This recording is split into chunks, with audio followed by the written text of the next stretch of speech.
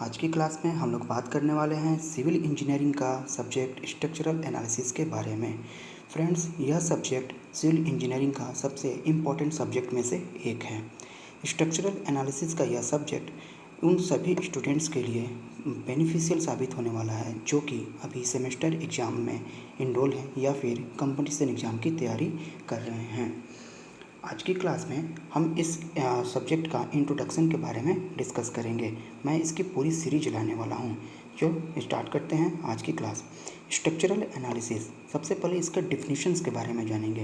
इसके definition structural analysis civil engineering का वह सब्जेक्ट है जिसमें यह फाइंड किया जाता है कि कोई भी फिजिकल स्ट्रक्चर या फिर उसके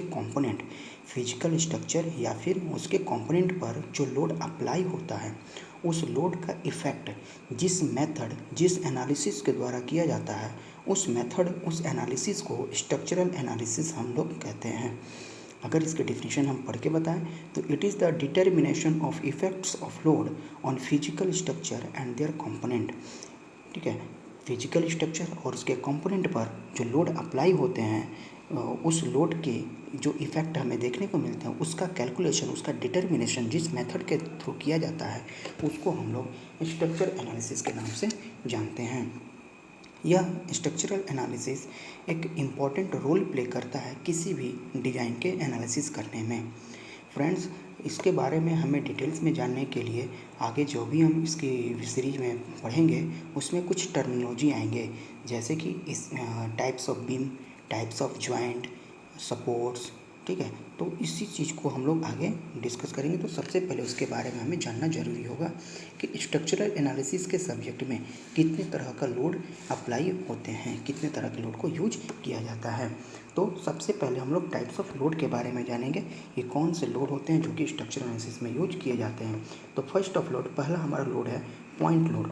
ठीक है, पॉइंट लोड वह लोड होता है जो कि कोई भी सेक्शन पर, किसी बीम मेंबर के किसी सेक्शन पर, किसी पॉइंट पर टोटल लोड कंसंट्रेट होता है।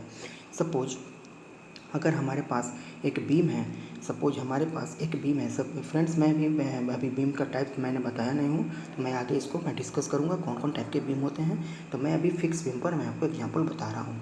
पॉइंट लोड वह लोड है, सपोज हमें 10 किलो न्यूटन का लोड लगाना है, 10 किलो न्यूटन का लोड हम अप्लाई कर रहे हैं किसी पॉइंट पर, तो टोटल लोड जो है 10 किलो न्यूटन का टोटल लोड इसी पॉइंट पर लाई करने वाला है। मतलब ये कि यह लोड नहीं तो इस लोड का इफेक्ट हमें डिफ्लेक्शन में ज़रूर देखने को मिलेगा, लेकिन टोटल लोड हमारा कंसंट्रेट होगा इस पर्टिकुलर पॉइंट पर जहाँ ये अप्लाई हो रहा है। ठीक है, तो ऐसे लोड को हम लोग कहते हैं पॉइंट लोड। और इसको हम लोग नोटिफिकेशन इसको कैसे हम लोग दिखाते हैं, तो उसको ये इसका नोटेशन है। इसको हम लोग डाउनवर्ड की तरफ में पॉइंट लोड को हम लोग उसको नोटिफाई करते हैं।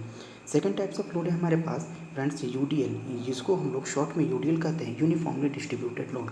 यह वह लोड है जो कि पूरे बीम पर, अगर हम फिक्स बीम में लेते हैं और उस पर लोड अप्लाई करते हैं 10 किलो न्यूटन का, तो ये 10 किलो न्यूटन लोड पूरे बीम पर यूनिफॉर्मली डिस्ट्रीब्यूट होता है। यूनिफॉर्मली डिस्ट्रीब्यूट होगा मतलब कि इस लोड का इफेक्ट, अगर 10 किलो न्यूटन का लोड है तो ये पूरे बीम पर, जिस पॉइंट पर हम बात कर लें, बीम के हर एक पॉइंट पर ये लोड की वैल्यू इक्वल होगी। ऐसा नहीं है कि ये 10 किलो न्यूटन लोड यहाँ पर 5 किलो न्यूटन का होगा, यहाँ पर 6 का होगा, यहाँ पर 8 का होगा, यहाँ पर 10 का होगा, ऐसा बिल्कुल भी देखने को नहीं मिलता है। ठीक है, तो ये हमारा आ गया UDL, uniformly distributed load. Friends, इस लोड को हम लोग रेक्टेंगुलर लोडिंग भी कहा जाता है, रेक्टेंगुलर लोडिंग के नाम से भी जानते हैं, जिसको हम लोग इस तरह से दिखा सकते हैं। ये दोनों ही टाइप में ये लोड का यूज किया जाता है, तो इसको हम लोग रेक्टेंगुलर लोडिंग के नाम से भी जानते हैं। कंपटीशन में इससे रिलेटेड क्वेश्चन बहुत सारे पूछे जा चुके हैं। ठीक है फ्रेंड्स, तो सेकंड टाइप्स ऑफ लोड है हमारे uniformly distributed load. Next type है हमारा यूनिफॉर्मली वेरिंग लोड। फ्रेंड्स, यह वह टाइप का लोड है जिसमें बीम पर यह लोड अप्लाई होता है तो ये लोड वेरी करते रहता है। मतलब ये कि अगर हमारे पास कोई एक फिक्स बीम है और जिस पर हमने ये लोड अप्लाई किया हुआ है, तो इस पर ये लोड वेरी करते रहता है। इसको हम लोग ट्रायंगुलर लोडिंग भी कहा जाता है। मतलब ये कि बीम है हमारे पास ए और बी, अगर इसका नाम करें तो इस बीम में अगर 10 किलो न्यूटन का लोड हम अप्लाई किए हुए हैं तो ये पूरे बीम पर पूरे बीम पर इसकी वैल्यू 10 किलोन्यूटन नहीं होगी, ये अलग अलग होगा। अगर यहाँ 10 होगा तो यहाँ पर मे बी 8 हो सकता है, 9 हो सकता है, यहाँ 7 हो सकता है, यहाँ 6 हो सकता है। ठीक है, तो ये चीज़ें वेरी करते रहती है टॉप से बॉटम में। अच्छा, ये ज़रूरी नहीं है कि ये uniformly distributed uniformly varying load जो है इसी तरह से अप्लाई होगी, इसका हम अपोजिट साइड से भी अप्लाई कर सकते हैं। सपोज ये हमारे पास कोई बीम है, इस लोड का हम लोग इस तरह से भी अप्लाई कर सकते हैं। तो ये आता है यूनिफॉर्मली वेरिंग लोड, मतलब ये वो लोड है जो कि ये वेरी करते रहता है, इसकी वैल्यू कोई कांस्टेंट नहीं रहती है। इसको हम लोग ट्रायंगुलर लोडिंग के नाम से भी जानते हैं। तो ये थे फ्रेंड्स हमारे 3 टाइप्स के लोड जो कि स्ट्रक्चर एनालिसिस में यूज होने वाले हैं, जो कि हम लोग आगे डिस्कस करेंगे कहाँ पर इसका यूज होगा। ठीक है, नेक्स्ट है हमारा types of support. Types of support structural analysis में इम्पोर्टेंट रोल प्ले करता है। जब हम लोग बात करेंगे डिटर्मिनेंसी की तो वहाँ इसकी ज़रूरत बहुत ज़्यादा होने वाली है। तो टाइप्स ऑफ सपोर्ट में फ्रेंड्स टोटल 4 तरह के सपोर्ट्स हम लोग यूज करने वाले हैं। पहला सपोर्ट्स आएगा फिक्स सपोर्ट। फ्रेंड्स जब हम इसके रिएक्शंस की बात करेंगे तो वहाँ पर मैं आपको डिटेल्स में बताऊँगा कि सभी सपोर्ट्स के रिएक्शन फाइंड आउट कैसे किया जाता है। अभी मैं फ़िलहाल आपको इंट्रोडक्शन का ये टॉपिक है तो इंट्रोड्यूस ही मैं सिर्फ करा रहा हूँ। फिक्स सपोर्ट का मतलब होता है कि वह सपोर्ट जो कि फिक्स हो, रिजिडली फिक्स हो। फिक्स सपोर्ट को हम इस तरह से दिखाते हैं, ये हमारा बीम है जो कि हमको ये बताता है कि ये अगर ऐसा कोई नोटेशन आप देखें तो समझे कि ये नोटेशन है किसका, फिक्स सपोर्ट का। फिक्स सपोर्ट का मतलब ये होता है कि ये पूरी तरह से फिक्स है, ये ना तो ये मोमेंट को रेसिस्ट करेगा, ना तो ये मोमेंट को ना तो मोमेंट के वजह से ये डिस्टर्ब होगा, ना ही हॉरिजॉन्टल लोड के वजह से, ना ही वर्टिकल लोड के वजह से। मतलब कहने का इस पर हम अगर मोमेंट अप्लाई करते हैं तो मोमेंट को भी रेसिस्ट करता है, इस पर हम अगर हॉरिजॉन्टल लोड अगर लगाते हैं तो इसको भी रेसिस्ट करता है, और इस पर हम वर्टिकल लोड लगाते हैं तो इसको भी ये रेसिस्ट करता है। मतलब अगर पूछा जाए कि फिक्स बीम में ऐसा बीम जो कि फिक्स हो, दोनों तरफ से सपोर्ट इसके फिक्स हो, ये हो गया फिक्स बीम हमारा। आगे मैं बताने वाला हूँ उसका टाइप्स कौन कौन से हैं। तो फिक्स बीम में अगर पूछा जाए कि number of reaction which we use to resist the all forces, what will be your answer? Your answer will be 3। 3 means कि कितने ऐसे फोर्स हैं जो कि फिक्स सपोर्ट ये अपने आप को रेसिस्ट करता है, तो 3 होंगे। कौन कौन से होंगे कि एक इस पर लगने वाला मोमेंट को रेसिस्ट करेगा, मतलब अगर मोमेंट हम इस पर अप्लाई करते हैं तो मोमेंट अप्लाई करने से ये झुकेगा नहीं। फ्रेंड्स इसका सबसे अच्छा एग्जांपल हमारे घरों में जो पिलर और स्लैब कनेक्टेड होते हैं, घर के चारों तरफ में पिलर और उस पर भी छत जो हम लोग कनेक्टेड करते हैं तो वो रिजिड कहा जाता है। फिक्स बीम को रिजिड बीम भी कह सकते हैं। तो वो सबसे अच्छा एग्जांपल होता है हमारा फिक्स सपोर्ट का। घर के कॉर्नर में जहाँ भी बीम, कॉलम और स्लैब एक दूसरे से अटैच हो, तीनों अटैच होते हैं तो वो फिक्स सपोर्ट होता है। उस पर हम मोमेंट भी अप्लाई करते हैं तो फिर भी वो डैमेज नहीं होता है, डिस्प्लेस नहीं होता है। उस पर हम अगर हॉरिजॉन्टल फोर्स भी लगाते हैं फिर भी नहीं होता, उस पर वर्टिकल फोर्स भी लगाते हैं फिर भी उसमें कुछ डिस्प्लेसमेंट नहीं देखने को मिलता है। तो ऐसे सपोर्ट को हम लोग फिक्स सपोर्ट या फिर रिजिड सपोर्ट उसको कहते हैं। तो इसमें नंबर ऑफ फोर्स कितने होते हैं जो कि रेजिस्टेंट करते हैं, तो वो होंगे 3। ओके, वहाँ वो होंगे 3। कौन से फोर्स होंगे? तो एक हमारा मोमेंट होगा, 3 में कौन कौन सा होगा? एक हमारा मोमेंट होगा और 2 को हमारा होगा कौन सा? हॉरिजॉन्टल और वर्टिकल फोर्स, यानी कि इसको लीनियर कहा जाता है, इसको हम लोग लीनियर बोलते हैं। लीनियर फोर्स 2 और मोमेंट हमारा रोटेशन इसको 1 होता है। तो टोटल हमारे 3 फोर्सेज होते हैं। दूसरा सपोर्ट है फ्रेंड्स रोलर सपोर्ट। ऐसा सपोर्ट जो कि रोल कर सकता है, मतलब कहने का कि सिर्फ एक फोर्स को ये रेसिस्ट करेगा। देखिए मैंने इसका नोटेशन मैंने यहाँ पर लिखा हुआ है, मैंने बताया कि इसको कैसे हम लोग नोटिफाई करते हैं। रोलर सपोर्ट को नोटिफाई करने के लिए कुछ इस तरह का इमेज हम लोग बनाते हैं। इसका मतलब ये हुआ फ्रेंड्स कि इस पर जब हम मोमेंट अप्लाई करेंगे तो ये रेसिस्ट नहीं कर पाएगा, इस पर जब हम हॉरिजॉन्टल फोर्स अप्लाई करेंगे फिर भी रेसिस्ट नहीं करेगा, सिर्फ और सिर्फ इस पर जब हम वर्टिकल फोर्स अप्लाई करेंगे तब ये रेसिस्ट करेगा। तो फ्रेंड्स यहाँ पे अगर पूछा जाता है, कंपटीशन में कई बार क्वेश्चन पूछा जा चुका है कि number of force required to restrain it. Restrain means friends कि ये कितने फोर्स चाहिए इसको फिक्स होने के लिए। तो हमारा आंसर कितना होना चाहिए? हमारा आंसर 2 होना चाहिए कि इसको 2 फोर्स चाहिए फिक्स होने के लिए। Number of force required to restrain it is equal to 2 and number of force resist it, कितना फोर्स को रेसिस्ट करता है, तो हमारा आंसर 1 होगा। मैं फिर से रिपीट कर रहा हूँ कि ये क्या क्या होते हैं रोलर सपोर्ट में। रोलर सपोर्ट को हम लोग नोटिफाई कुछ इस तरह से करते हैं, ये फोर्स या वैसा सपोर्ट है जो कि दो फोर्स को रेसिस्ट नहीं करता है। अगर पूछा जाता है कि कितने फोर्स चाहिए इसको रिस्ट्रेन होने के लिए, तो दो होते हैं रिस्ट्रेन, यानी कि इसको फिक्स होने के लिए कौन कौन चाहिए, एक मोमेंट चाहिए और दूसरा हमें क्या चाहिए, इस पर हॉरिजॉन्टल चाहिए। तो दो फोर्स है इसको फिक्स होने के लिए, लेकिन कितने को ये रेसिस्ट करता है, तो सिर्फ एक फोर्स को ये रेसिस्ट करता है। कौन से रेसिस्ट करता है, तो वर्टिकल को ये रेसिस्ट करता है। नेक्स्ट हमारा सपोर्ट है friends hinge support. Hinge support का फ्रेंड्स नोटेशन हम कुछ इस प्रकार से दिखाते हैं, जो कि आपके पास डायग्राम बना हुआ है। ओके, तो ये रिस्ट्रेन जो फोर्स होता है, हिंज सपोर्ट होता है, इसको हम लोग कुछ इस तरह से दिखाते हैं। ये फ्रेंड्स क्या करता है कि मोमेंट को रेसिस्ट नहीं करता है, मोमेंट को रेसिस्ट नहीं करता है, ये हॉरिजॉन्टल को और वर्टिकल को दोनों को रेसिस्ट करेगा।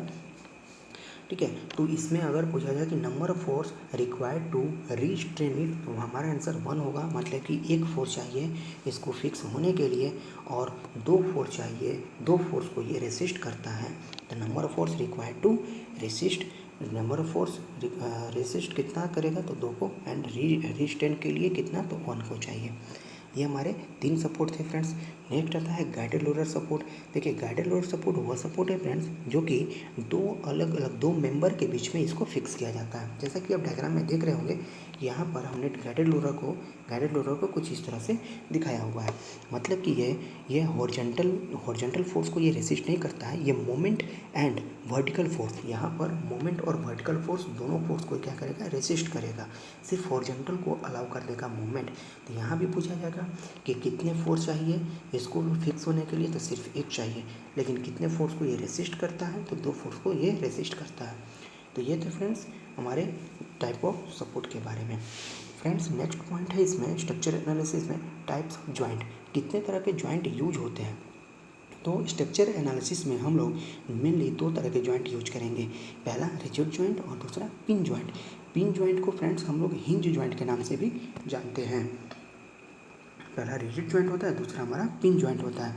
रिजिड जॉइंट को जो कि फिक्स के लिए हमने बताया कि रिजिडली फिक्स हो जाएगा। पिन जॉइंट हमारा यूज होता है हिंज के लिए, यानी कि वह जॉइंट जहाँ पर हमारा समेशन मोमेंट यहाँ पर 0 हो सकता है। ओके, तो ये 2 तरह के हम लोग जॉइंट यहाँ पर यूज करेंगे। नेक्स्ट है फ्रेंड्स हमारा टाइप्स ऑफ बीम, कितने तरह के बीम होते हैं स्ट्रक्चर एनालिसिस में, जो कि हम लोग आगे डिस्कस करने वाले हैं। तो टोटल यहाँ पर 6 तरह के बीम आपको देखने को मिलेंगे फ्रेंड्स, कि टोटल हम यहाँ पर 6 तरह के बीम को पढ़ेंगे और इन्हीं पर हम लोग एनालिसिस करते हैं। पहला जो बीम है हमारा वो है फिक्स बीम। फिक्स बीम को फ्रेंड्स हम लोग कुछ इस तरह से दिखाते हैं, जो कि हमने पहले भी बता रखा था कि हमारा फिक्स बीम कुछ इस तरह से दिखता है, जो कि दोनों साइड में ये फिक्स होगा, मतलब रिजिड होगा। कोई भी मोमेंट को, कोई भी रोटेशन को ये मतलब कि ज़रूरत नहीं इसको फिक्स होने के लिए, ये टोटली फोर्स को रिस्ट्रेन कर लेता है, रेसिस्ट कर देता है। दूसरा है हमारा सिंपली सपोर्टेड, ऐसा बीम जो कि सिंपली उस पर रखा हुआ हो। कुछ इस तरह से हम इसको दिखाते हैं, नोटिफाई करते हैं। मतलब यहाँ पर दोनों हमने हिंज दिखाया हुआ है, एक रोलर भी होता है, एक रेंज भी हो सकता है। ओके, नेक्स्ट है हमारा कंटिन्यूअस, ऐसा बीम जिसमें एक से ज़्यादा स्पैन हो या फिर सपोर्ट 2 से ज़्यादा हो, तो उसको हम लोग कहेंगे क्या, कंटिन्यूअस बीम। ऐसा बीम जिसमें एक से ज़्यादा स्पैन हो या फिर 2 से ज़्यादा सपोर्ट हो, उसको हम लोग कहेंगे कंटिन्यूअस बीम। नेक्स्ट है हमारा ओवर हैंगिंग बीम, ऐसा बीम जहाँ पर सपोर्ट के अलावे ऐसा पार्ट, ऐसा स्पैन जो कि विदाउट सपोर्ट वहाँ पर एग्जिस्ट कर रहा हो, उसको हम लोग कहते हैं ओवर हैंगिंग बीम। ऐसे बीम को ओवर हैंगिंग बीम हम लोग कहते हैं जहाँ पर सपोर्ट के बाहर में उसका स्पैन लाई करता हो, उस बीम को हम लोग कहेंगे ओवर हैंगिंग बीम। नेक्स्ट हमारा बीम है कैंटिलीवर बीम, ऐसा बीम जहाँ पर एक एंड उसका फिक्स होता हो और दूसरा एंड फ्री हो। ठीक है, इस तरह के बीम को हम लोग कहते हैं कैंटिलीवर बीम। इसका एग्जांपल बहुत सारे हमारे घर के छत में, जैसे शेड कहीं का निकला हुआ होता है, जैसे पार्किंग के लिए शेड कहीं निकला होता है, तो ये एग्जांपल होता है हमारा कैंटिलीवर बीम का। And last one is prop cantilever beam. Prop cantilever beam ऐसे बीम जो कि एक तरफ से फिक्स होते हैं और दूसरी तरफ एक सपोर्ट होते हैं, एक हिंज सपोर्ट होते हैं वहाँ पर, तो उस ऐसे बीम को हम लोग प्रोप कैंटिलीवर बीम कहते हैं। अगर इसी बीम को हम दोनों तरफ से फिक्स कर देते हैं तो फिर वो फिक्स बीम में कन्वर्ट हो जाता है। तो ये थे फ्रेंड्स हमारे आज के टॉपिक में, जो कि हम लोग आज डिस्कस किए हैं कि स्ट्रक्चर एनालिसिस का डेफिनेशन क्या होता है, उस पर कौन कौन लोड अप्लाई होते हैं, कौन कौन सपोर्ट हम लोग को पढ़ना होगा, कैसे जॉइंट होंगे एंड कौन से टाइप के बीम होंगे। फ्रेंड्स आज की लेक्चर को हम यहीं पर आज के लिए एंड करते हैं, नहीं तो वीडियो बहुत लंबी हो जाती है। नेक्स्ट क्लास में हम लोग बात करेंगे, इसकी सीरीज में लेके आने वाले हैं, तो डिटरमिनेंट एंड इसके आगे की स्ट्रक्चर के बारे में हम लोग बात करने वाले हैं। फ्रेंड्स आपको किसी को कोई भी कन्फ्यूजन हो तो हमें कमेंट सेक्शन में जा करके हमें बिल्कुल कमेंट करें, ज़रूर कमेंट करें, हम आपको रिप्लाई ज़रूर देंगे। ओके फ्रेंड्स, मिलते हैं नेक्स्ट क्लास में।